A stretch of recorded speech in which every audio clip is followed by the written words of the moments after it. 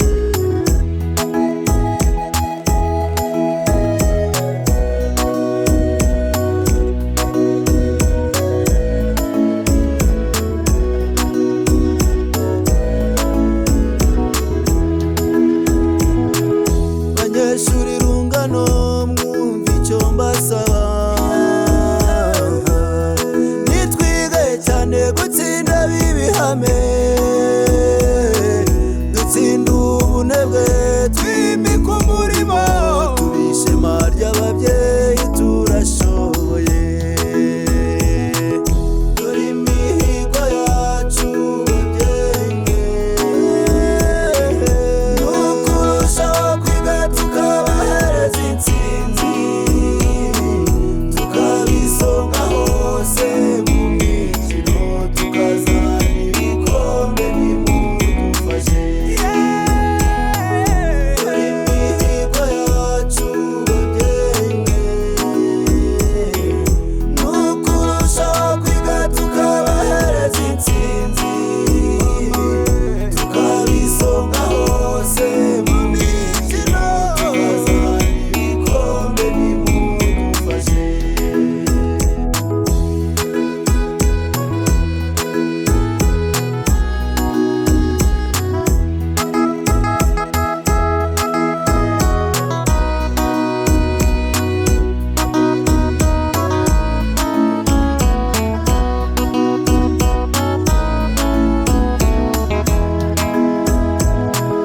reka nterure mbashime babyeyi beza mwe mudufasha muri aya masomo yacu tubahaye impundu z'urwunge babyeyi bacu mukomerezaho dore imihigo yacu babyeyi ni ukurushaho kwiga tukabahereza intsinzi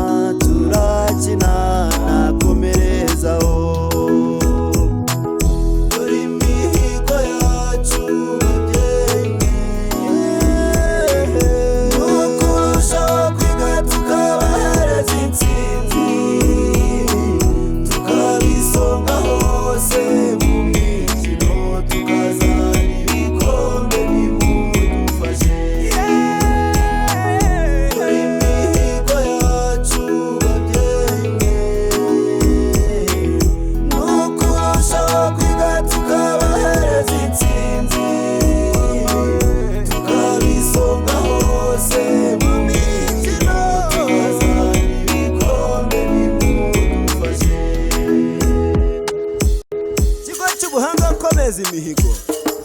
ubu urugero rw'ibishoboka mu Rwanda no mu mahanga. Umva rero